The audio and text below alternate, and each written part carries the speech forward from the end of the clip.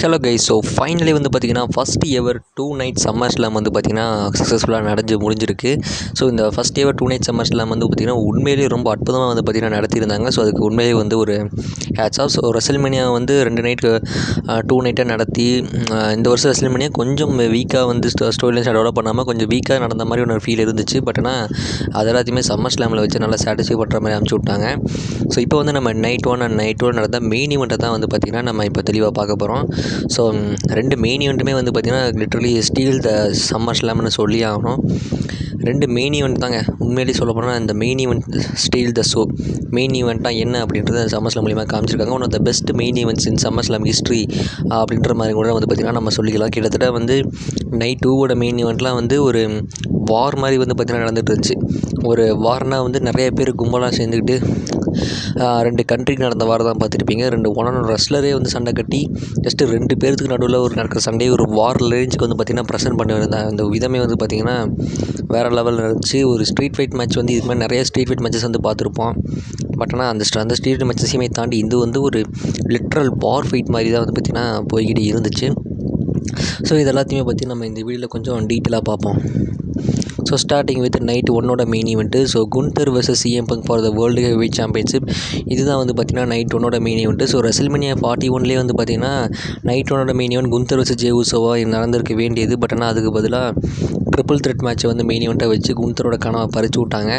ஆனால் அதுக்கு பதிலாக இப்போ சம்மர் ஸ்லாம் நைட் 1ஓட மெயின் ஈவெண்ட்டில் குன்தர் vs CM Punk மேட்ச்சை வச்சு சக்ஸஸ்ஃபுல்லாக நடத்தி முடிச்சிருக்காங்க. உண்மையிலேயே சூப்பரான ஒரு மெயின் ஈவெண்ட்டு. மேட்ச்சு எந்த விதத்துலையுமே வந்து பார்த்திங்கன்னா சலிச்சு போன மேட்ச் மாதிரி இருக்காது. உண்மையிலேயே செம்ம மேட்ச்சு. குன்தருக்கு இந்த CM Punk ஈக்குவல் இம்பார்ட்டன்ஸ் கொடுத்து நகர்த்தப்பட்ட ஒரு மேட்ச் தான் இது. நம்ம CM Punk ஒரு இடத்துல வந்து ப்ளீடிங்காக இருந்த குன்தருக்கு GTS கனெக்ட் பண்ணி விட்ருவார். அந்த GTS கனெக்ட் பண்ண அந்த விதத்துலேயே வந்து பார்த்திங்கன்னா நம்ம CM Punk குன்தரையே டிஃபீட் பண்ணுற மாதிரி வந்து பார்த்திங்கன்னா காமிச்சிருந்தாங்க. So definitely Gunther vs CM Punk ஒரு ரீமேட்ச் ஆனது வந்து பார்த்திங்கன்னா கண்டிப்பாக நடக்கணும் அப்படின்றது என்னோடய விருப்பம். ஏன்னா இந்த ஒரு மேட்ச் உண்மையிலே செம்ம குவாலிட்டியாக இருந்துச்சு. ஸோ அதனால் ஒரு ரீமேட்ச் நடத்தினாங்கன்னா நல்லாயிருக்கும் அப்படின்னு தோணுது. CM Punk வந்து பார்த்திங்கன்னா வேர்ல்டு ஹெவிவெயிட் சாம்பியன்ஷிப்பை வின் பண்ணதுக்கு அப்புறமேட்டுக்கு அதை தூக்கி நல்லா செலிப்ரேஷன் பண்ணிகிட்டு இருக்க அந்த டயத்தில் நம்ம செத் ரோலின்ஸ் வந்து பார்த்திங்கன்னா வராரு.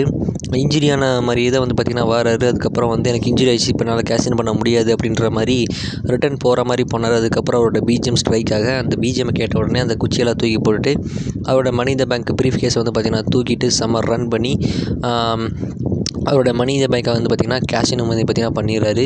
பண்ணதுமே ஒரு ஸ்டாம்பு CM Punkக்கு போட்டு டயர்டாக இருந்தவரை வந்து பின்ஃபால் பண்ணி அந்த கவரில் வின்னுமே பண்ணிடுறாரு. ஸோ அந்த நியூ வேர்ல்டு ஹெவிவெயிட் சாம்பியனாக நம்ம செத் ராலின்ஸ் வந்து பார்த்திங்கன்னா இப்போதைக்கு மாறியிருக்காரு. ஸோ எக்ஸாக்ட்லி வந்து பார்த்திங்கன்னா ரெசல்மேனியா 40 உங்கள் எல்லாருக்குமே ஞாபகம் இருந்திருக்கும்.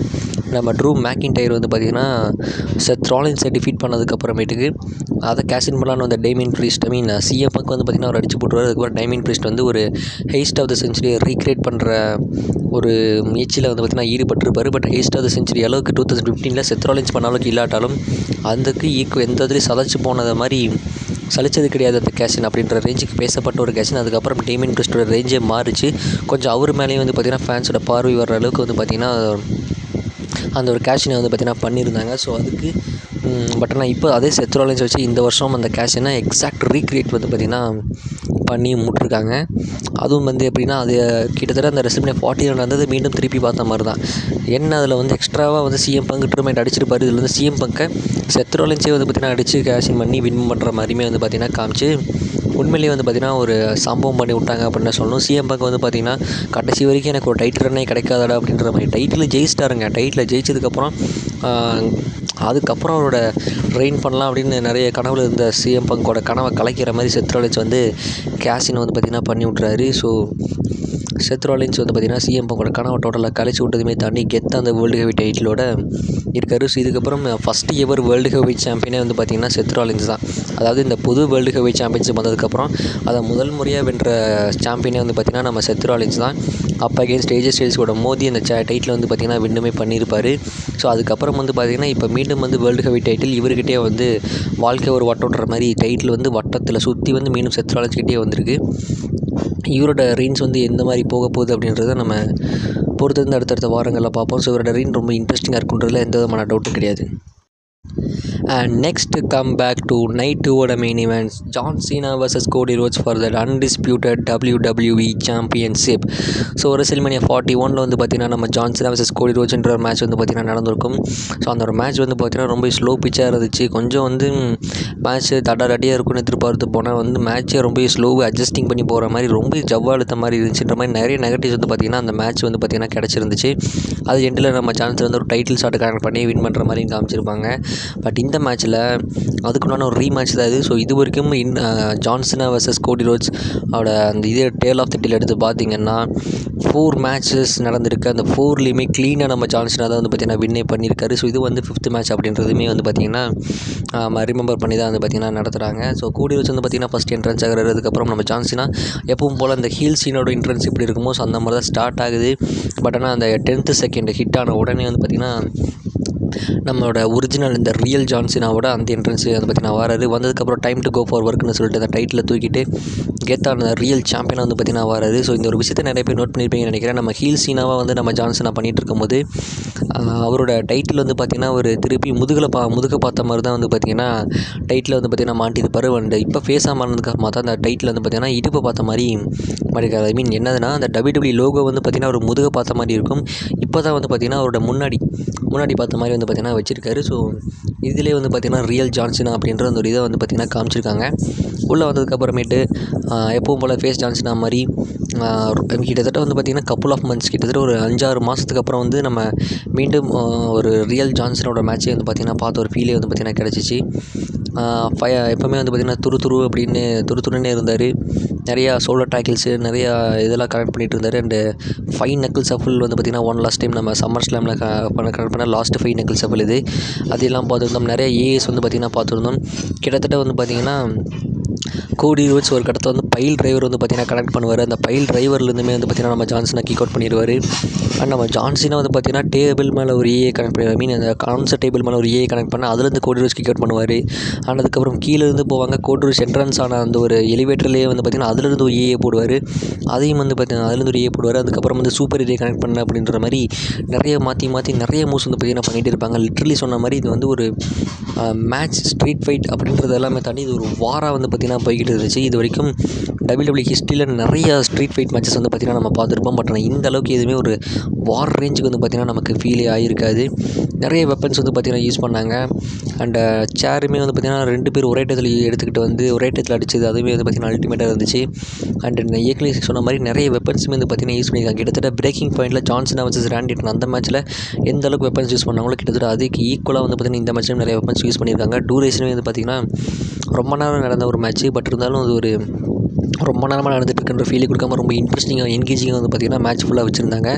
அண்ட் ஏற்கனவே சொன்ன மாதிரி இது ஒரு ரியல் ஜான் சீனா அப்படின்றதுனால நமக்கு வந்து பார்த்திங்கன்னா எதுவுமே ஸ்லோவாக ஃபீல் இருக்காது. நல்லா வந்து துருனே வந்து பார்த்திங்கன்னா மேட்ச் ஃபுல்லாக என்டர்டெய்னிங்காக போய்கிட்டே இருந்துச்சு. அண்ட் ஒரு கட்டத்தில் வந்து பார்த்திங்கன்னா நம்ம கோடி ரோட்ஸ் வந்து 3 கிராஸ் ரோட்ஸ் வந்து பார்த்திங்கன்னா போட்டிருப்பாரு. இது வரைக்கும் வந்து இந்த 3 கிராஸ் ரோட்ஸில் வந்து ஒருத்தர் கூட கிக் அவுட் பண்ணதே கிடையாது. 13-16 டேஸுக்கு வந்து ரெயின் வச்சுருந்த ரோமன் ரீன்ஸ் அவரே வந்து பார்த்திங்கன்னா 3 கிராஸ் ரோட்ஸை கிக் அவுட் பண்ண முடியாமல் தோற்று போயிருக்காரு. ப்ராக் லெஸ்னர் அவரும் தோற்று போயிருக்காரு. செத் ரோலின்ஸ் அவரும் தோற்று போயிருக்காரு. ஸோ இந்த 3 கிராஸ் ரோட்ஸ் வந்து யாருக்கெல்லாம் இது வரைக்கும் நம்ம கோடி ரோட்ஸ் போட்டிருக்காரோ அவங்க எல்லாருமே வந்து பார்த்திங்கன்னா க்ளீனாக தோற்று தான் போயிருக்காங்க. So first wrestler to kick out 3 cross roads அப்படின்ற அந்த ஒரு பெருமையுமே வந்து பார்த்திங்கன்னா நம்ம ஜான் சீனாக்கு சேரும். அண்ட் அதுக்கப்புறம் நம்ம கோடி ரோட்ஸ் வந்து பார்த்திங்கன்னா வின் பண்ணிட்டார். எப்படியோ வின் பண்ணதுக்கப்புறமா டைட்டில் நம்ம ஜான் சீனா கீழேருந்தே வாங்குவாருங்க. ஸோ ஜான் சீனா தான் வந்து பார்த்திங்கன்னா டைட்டில் கொடுத்து கையுமே வந்து பார்த்திங்கன்னா உயர்த்தி விட்டு ஹீ இஸ் யுவர் சாம்பியன் அப்படின்ற மாதிரி ப்ரைஸ் பண்ணி விட்ருப்பாரு. ப்ரைஸ் பண்ணதுக்கப்புறம் கோடி ரோட்ஸ் வந்து பார்த்திங்கன்னா ஜாலியாக வந்து ஜான் சீனா கிட்ட கையெல்லாம் கொடுத்துட்டு அவருமே வந்து பார்த்திங்கன்னா ஜாலியாக தான் போயிருக்காரு. ஸோ நான் கூட வந்து இந்த மேட்ச்சில் கோடி ரோட்ஸை ஹீலாக மாற்றுறதுக்குண்டான ஹிண்ட் அந்த மாதிரி அதை கொடுப்பாங்க அப்படின்ற எதிர்பார்ப்புகள் இருந்துச்சு. அந்த பைல் டிரைவர் கனெக்ட் பண்ணதை தாண்டி வேறு எதுவுமே வந்து பார்த்திங்கன்னா அந்த ஒரு மொமெண்ட்டுக்கு மட்டும் கோடி ரோட்ஸை லைட்டாக அந்த ஹிண்ட்டு கொடுத்த மாதிரி கொடுத்தாங்க. பட் அதுக்கப்புறம் டோட்டலாக வந்து பார்த்திங்கன்னா கோடி ரோட்ஸ் ஃபேஸாக தான் காமிச்சிருக்காங்க. ஸோ கோடி இப்போதைக்கு வந்து பார்த்திங்கன்னா ஹீல் கேரக்டர் பண்ண மாட்டார் அப்படின்ற மாதிரி உறுதியாக தெரியுது. அந்த மேட்ச் எல்லாம் முடிஞ்சிருச்சு. ஜான் சீனா வந்து பார்த்திங்கன்னா அவரோட பிஜிஎம் கேட்டுட்டு அப்படியே ஜாலியாக வந்து அவரோட ஃபைனல் சம்மர் ஸ்லாமு அது வந்து கிளம்பலாம் அப்படின்ற மாதிரி கிளம்புற அந்த நொடியில் வந்து பார்த்திங்கன்னா பிரீஸ்டின் கார்னெட், ப்ராக் லெஸ்னர் அவரோட தீம் மியூசிக் வந்து பார்த்திங்கன்னா ஹிட் ஆகுது. ப்ராக் லெஸ்னர் வந்து பார்த்திங்கன்னா மீண்டும் ரிட்டர்ன் ஆகிருக்காரு. 2023 சம்மர் ஸ்லாமில் போனவர் 2025 சம்மர் ஸ்லாமில் அகெயின் ரிட்டர்ன் ஆகிருக்காரு. ஸோ இப்போதைக்கு வந்து பார்த்திங்கன்னா எவ்ரி சம்மர் ஸ்லாம்லேயுமே வந்து பார்த்திங்கன்னா ஒரு மிகப்பெரிய சர்ப்ரைஸ் ரிட்டர்ன் ஆனது வந்து பார்த்திங்கன்னா நடந்துக்கிட்டே இருக்குது. நீங்கள் வந்து பார்த்திங்கன்னா லாஸ்ட் ஒரு ஃபியூ இயர்ஸ் மட்டும் எடுத்துக்கோங்களேன். 2021 யார் வந்தால் ப்ராக் லெஸ்னர், ரோமன் ரெயின்ஸ், சீனா மேட்ச் எக்ஸாக்டாக அந்த மேட்ச்சில் தான் வந்தார். அதில் வந்து நான் ரோமன் ரெயின்ஸு கூட ஃபேஸ் ஆஃப் பண்ணி முடிச்சதுக்கப்புறமா போஸ்ட் ஷோவில் நம்ம ஜான் சீனாவுக்கு வந்து பார்த்திங்கன்னா எஃப்ஐ ரெய்னாக வந்து பார்த்திங்கன்னா எஃப்ஐ சூப்ளெக்ஸ்னு சொல்லி போட்டு அடித்து நவுத்திருப்பார். ஸோ அதிலே வந்து பார்த்திங்கன்னா John Cena versus Brock Lesnar again ஒரு ஹிண்ட் கொடுக்குற மாதிரி கொடுத்தாங்க. ஜான் சீனா அதுக்கப்புறம் மீண்டும் ஹாலிவுட்டுக்கு போயிட்டார். அந்த மேட்ச் வந்து நடக்கவே இல்லை. அப்போ ஆரம்பிச்ச ஸ்டோரியில் எனக்கு இப்போ வைக்கிறேன்டா முற்றுப்புள்ளின்ற மாதிரி இப்போ மீண்டும் ப்ராக் லெஸ்னர் இறக்கி விட்டுருக்காங்க. ஸோ அதுக்கப்புறம் 2022 எடுத்துக்கிட்டிங்கன்னா எட்ஜ் வந்திருப்பார் மீண்டும் டபிள்யூடபிள்யூக்கு. ஒரு 2 மாதம் கழிச்சு மீண்டும் ரிட்டர்ன் ஆனார் டபிள்யூடபிள்யூவில். 2023 நம்ம ஜிம்மி ஊசோ ரிட்டர்ன் ஆகிருப்பார் ஒரு மாதம் கழிச்சு. 2024 வந்து பார்த்திங்கன்னா போன வருஷம் ரோமன் ரெயின்ஸ் வந்து ரிட்டர்ன் இருந்தார். இந்த வருஷம் சம்மர் ஸ்லாமுக்கு பிக்கெஸ்ட் ரிட்டர்னாக ப்ராக் லெஸ்னர் வந்திருக்காருங்க. ஸோ இந்த வரைக்கும் ப்ராக் லெஸ்னர் கொடுத்த ரிட்டர்ன்ஸ்லேயே வந்து பார்த்திங்கன்னா இது வந்து ஒரு அன்எக்ஸ்பெக்டடான ஒரு ரிட்டர்ன்னு சொல்லலாம். இது வந்து number 1 return of all time of Brock Lesnar அப்படின்னு சொல்லி ஆகணுங்க. கொஞ்சம் வாரங்களுக்கு முன்னாடி ப்ராக் லெஸ்னர் பேன் அப்படின்னு ஒரு மாதிரி செய்திகள் வந்து பார்த்திங்கன்னா கிளம்பிட்டு இருந்துச்சு. பட் ஆனால் அது எல்லாமே ஃபேக் அப்படின்னு நிரூபிக்கிற மாதிரி ப்ராக் லெஸ்னர் வந்துட்டார். வந்ததுமே பார்த்திங்கன்னா ஜான்சனாவை பார்த்து முறைன்னு முறைச்சிக்கிட்டே இருந்தாங்க 2 பேரும் மாற்றி.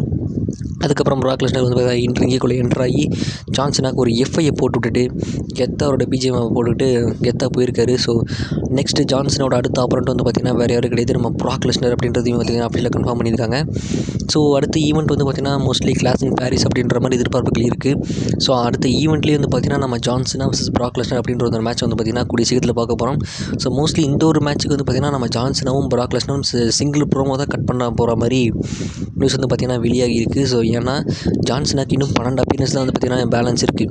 ஸோ அந்த 12 அப்பியரன்ஸை மோஸ்ட்லி அவங்க வேஸ்ட் பண்ணணும்னு பார்க்க மாட்டாங்க. ஸோ இந்த ஒரு மேட்ச்சுக்குண்டான ஒரு சிங்கிள் ப்ரோமோ 2 பேர் பேசிக்கிற மாதிரி ப்ரோமோ ஒன்று தான் இருக்க போகுது. ஐ மீன் ஜான்சனாக வரக்கூடிய ப்ரோமோ ஒன்று தான். பட் ப்ராக் லெஸ்னர் வச்சு வாரம் மேபி நிறைய ப்ரோமோஸ் வந்து பார்த்திங்கன்னா இவங்க கட் பண்ணுறதுக்கான சான்சஸ் வந்து பார்த்திங்கன்னா இருக்குது. ஸோ ஃபேன்ஸ் எதிர்பார்ப்போடு இருக்காங்க. ஸோ ஜான்சனா versus Brock Lesnar one last time. Randy Orton கூடயும் பார்த்தாச்சு, ஆர்ட்ரூத் கூடயும் பார்த்தாச்சு, சிஎம் பங்கு கூடயும் பார்த்தாச்சு. அடுத்து ப்ராக் லெஸ்னர் கூடயும் பார்த்திங்கன்னா ஒரு ஒன் ஃபைனல் டைம் மேட்ச் வந்து பார்த்திங்கன்னா நடக்க போகுது. ஸோ இந்த மேட்ச் முடிஞ்சதுக்கப்புறம் ப்ராக் லெஸ்னர் மீண்டும் டபிள்யூ நிறைய கண்டினியூ பண்ணுவார் அப்படின்றது ஒரு கேள்விக்குறியாக இருக்குது. பட் மோஸ்ட்லி இந்த ஒரு மேட்ச்சுக்கு அப்புறம் ப்ராக் லெஸ்னர் இதுக்கு நிறைய ஆதரவு, ப்ராக் லெஸ்னருக்கு நிறைய ஃபேன்ஸ் ஆதரவு கொடுத்தாங்கன்னா கன்ஃபார்ம் அடுத்த மேட்ச்சுக்கு வரதுக்கான சான்சஸ் இருக்குது. ஸோ சம்மர் ஸ்லாம் 2025 ஃபஸ்ட் எவர் 2 நைட் சம்மர் ஸ்லாம் உண்மையிலேயே ஒரு பிரம்மாண்டமாக வந்து பார்த்திங்கன்னா நடத்தி முடிச்சிட்டாங்க. இந்த வீடியோ பிடிச்சிருந்தா மறக்காமல் லைக் பண்ணிட்டு நம்ம சேனலை சப்ஸ்கிரைப் பண்ணிடுங்க.